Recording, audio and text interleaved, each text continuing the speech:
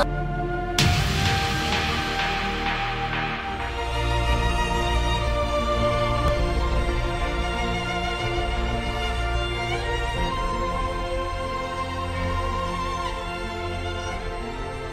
point de vue superficie, hein, au niveau de la République démocratique du Congo. Donc après notamment les Katanga, je crois, non, la province orientale, oui, la province orientale, les Katanga, et la province de l'Équateur et Bandundu vit en 4e position. Et cette province, elle est constituée des anciennes provinces du Kwilu, du Kwango et du Mai-Ndombe. Et qui a comme chef-lieu aujourd'hui la ville de Bandundu, qui était autrefois appelée Baningville, hein, du nom de M. Baning, qui était, semble-t-il, le créateur de la ville et tout ça, de la cité autrefois. Alors, cette ville, elle est accessible par voie fluviale, par air aussi, mais aussi par route, même si les 240 km qui relient à Bandundu à la route asphaltée n'est pas vraiment, n'est pas asphaltée, n'est pas macadamisée, comme on le dit, et ce qui fait un peu, cela ralentit un peu l'économie de la ville et tout cela. Mais on a au moins la chance d'avoir sur place l'électricité 24 heures sur 24 heures et de l'eau aussi. Mais il n'y a pas d'industrie. Quand vous dites l'électricité, les gens confondent Bandundu-Ville et Bandundu-Région. Oui, bon, Bandundu-Ville a l'électricité. Bandundu province, il faut dire que dans la province de Bandundu, il n'y a que Bandundu-Ville qui a de l'électricité en permanence. Hein? Bon, ça c'était l'œuvre de Mobutu autrefois, qui devait faire aller ces courants-là jusqu'en Bandaka. Mais ça s'est arrêté à Bandundu-Ville, je ne sais pas pour quelle raison, peut-être économique ou quoi, mais en tout cas le projet s'était arrêté là. Mais ce que je voulais dire, c'est dans le Bandundu, actuellement, il n'y a que la ville de Bandundu qui jouit du courant 24 heures sur 24 heures. Peut-être dans les années à venir avec Kakobola, qui est en train d'être construit du côté de Kikwit là-bas, la ville de Kikwit, la cité de Gungu ou même Idiofa pourront aussi être alimentées. Alors, la province accuse un retard au point de vue développement, ça il faut le dire. C'est une province qui a formé assez de gens. D'aujourd'hui, ça c'est depuis l'époque coloniale. Oui, oui. Mobutu aussi a laissé ça comme ça. Oui, il faut dire que Bandundu, c'est la province qui a formé le plus de cadres. La fleur intellectuelle du Congo, pour une bonne partie, est d'origine de Bandundu. Mais ce sont des gens qui ont occupé des places et tout cela, mais je crois qu'ils n'ont pas fait vraiment la politique du développement. C'est pas le Bas-Congo, d'autres disent que c'est le Bas-Congo. Non, moi j'ai dit que bon, Bandundu, ça il faut le reconnaître, hein, un peu partout. Bon, je ne voudrais pas créer des polémiques là-dessus et tout ça là, mais il est question... Il n'y a pas d'université, donc... Bon, oui, moi j'ai dit, je parle d'abord des écoles primaires, secondaires. Je crois que c'est la province qui a le montant le plus important, je crois, au niveau du Congo, si je m'en abuse. Et c'est ça aussi qui a formé une bonne partie des intellectuels du Congo. Ils sont passés dans ces écoles-là, des pères jésuites, des pères SVD, des pères tout ça là, et qui sont allés aux universités ailleurs. Les universités de Bandundu ne sont que récentes. Mais ils sont allés, ils ont distingué un peu partout. Vous venez ici en Belgique, vous allez au Katanga, vous allez même en Europe. Moi, je vis aux États-Unis, je vis au Canada aussi. Des professeurs originaires de Bandundu et tout ça. Hein? Il y en a par exemple... Si on vous demandait de nous citer 10 professeurs de Bandundu, mais je ne voudrais pas faire la publicité de quelqu'un ici. Les anciens. Les anciens, il y en a, ils sont nombreux, ils savent où ils sont. Hein? Mais moi je dis, ils sont là. C'est une fierté pour le Bandundu. Mais je crois que nos gens ont fait simplement, comme je parlais des politiciens tout à l'heure, ils n'ont pas fait la politique du développement. Bandundu se retrouve à un état assez déplorable quand même, au point de vue du développement. Nous avons eu pas mal des ministres, des premiers ministres, tout cela, qui n'ont pas pensé à leur province. C'est vrai que les ressortissants de Bandundu n'aiment pas leur province. C'est vrai. Je ne dirais pas qu'ils n'aiment pas leur province, mais moi je dis qu'ils n'ont pas fait la politique de développement. C'est-à-dire que des gens qui, parfois, ils ont oublié qu'ils avaient une province. Vous voyez? Donc pour eux, c'était beaucoup de politique. C'est pas quelqu'un d'autre qui viendrait arranger ma province, c'est moi-même d'abord. Il faut que nous nous mettions d'abord dans cette logique-là, que c'est d'abord soi-même qui avait à apporter quelque chose au niveau de votre province et tout cela. Et ça n'a pas été fait.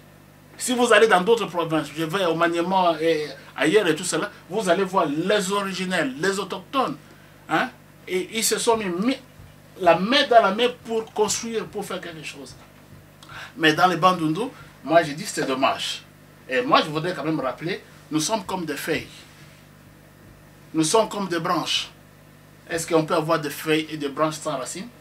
Ça n'existe pas. Chacun quand même a ses origines, a ses racines. Cet aspect-là a été oublié. C'est peut-être une interpellation que je ferai à nos frères qui sont là, qui pensent aussi à leur province. D'un côté, il y a un paradoxe.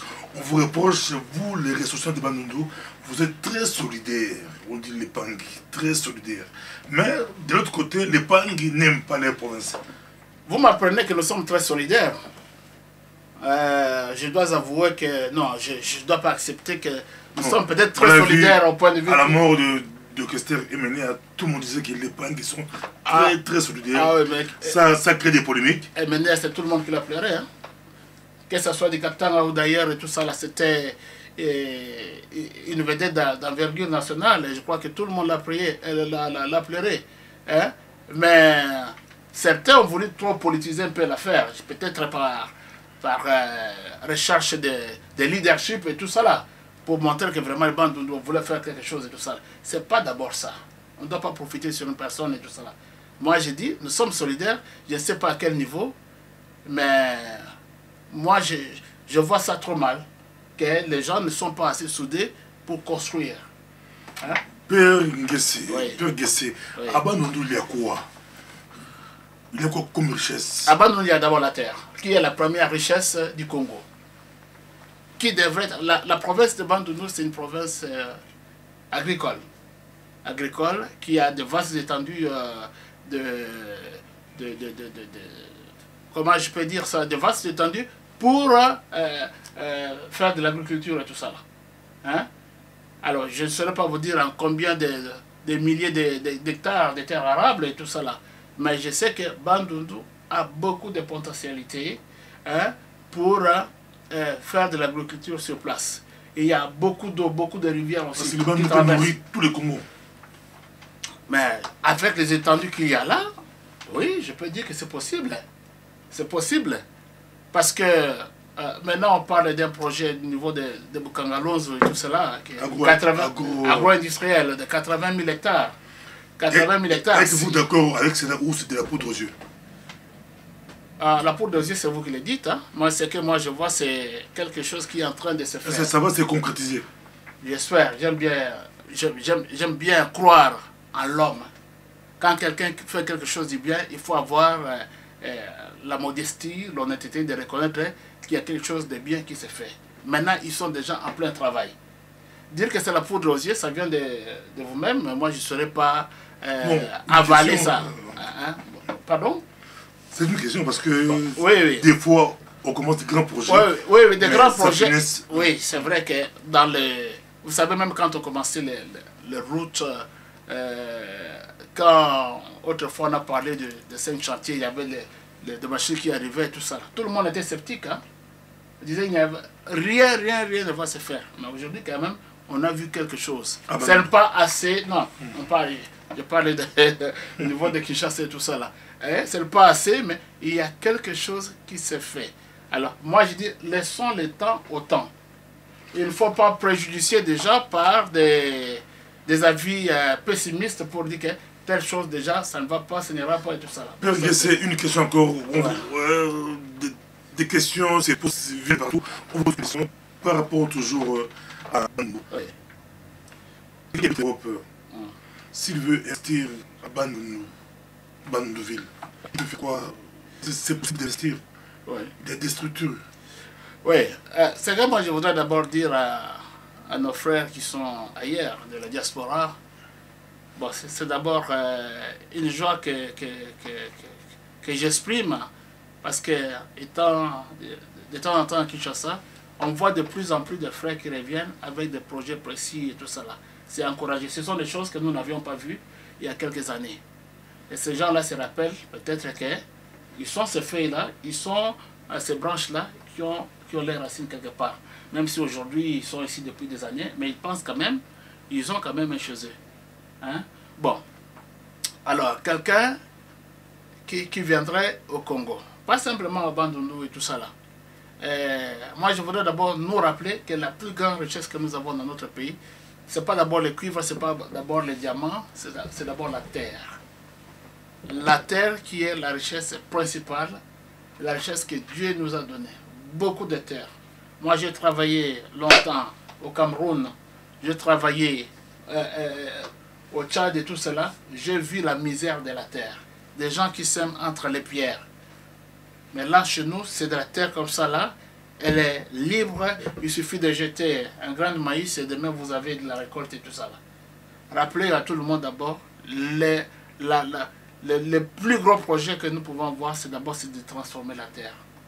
Mettre la terre, donner de la valeur à la terre, et cela va nourrir notre pays. C'est pas normal qu'un pays comme le nôtre, que nous puissions avoir un gros pourcentage là de gens malnutris. Ça n'a pas de sens. Hein? Aujourd'hui, tout le monde vient avec des projets. Et quels projets? Pour la plupart, ceux qui viennent de l'extérieur, de nos frères, c'est d'avoir des flats hôtels, flats restaurants, flats ceci, flats cela. C'est bon. Vous savez, je vais vous faire rire. Il y a une maman dans les quartiers, dans les quartiers où j'ai rendu visite à quelqu'un là. Elle s'est retrouvée presque encerclée de flat hôtels. Elle disait que mais bateau bah comme me biso pité na mboka kaka ba flat kaka ba hôtel kaka ba tout ça. Hein? Bon, vous voyez un peu ce genre de choses. Au Congo quand on voit flat c'est bon, quand c'est ça, mais c'est-à-dire que ça n'était un peu trop de tout ça. C'est ça le mal un peu chez nous au Congo. Donc, quand quelqu'un commence un projet, c'est tout le monde et tout ça. Mais il faut innover. Mais si quelqu'un commençait un projet agricole et que tout le monde suivait, là c'est bon. Mais l'abondance de la nourriture, c'est bon. Si quelqu'un venait avec des projets agricoles bien précis, il y a de la terre.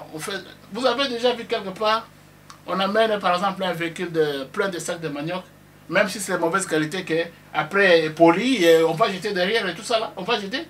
Ça n'est jamais arrivé. On va ça jusqu'au bout. À long terme, quels sont vos objectifs, Père Guess? On vous suit à long terme. Vous aidez, vous travaillez, vous valorisez les plus démunis. Oui. Mais à long terme. Non, ce que nous voulons, c'est d'amener nos populations d'abord à avoir une formation adéquate. Qu'ils comprennent qu'ils peuvent faire plus avec ce qu'ils ont, avec ce que Dieu a donné, mais aussi avec leur tête. Tout projet doit être pensé, réfléchi, pour pouvoir porter quelque chose qui soit bien au service de tous. Ce que nous voulons, c'est d'amener les familles, les gens à atteindre ce niveau-là. Ce que nous voulons aussi, c'est de dépasser, après cela, un certain niveau. Des gens qui ont commencé avec 1 franc, qui peuvent demain avoir 4, 5 et tout ça là, qui peuvent transformer leur village, que ça soit plus habitable, que leur habitat soit plus habitable. Vous voyez? Et ça c'est faisable.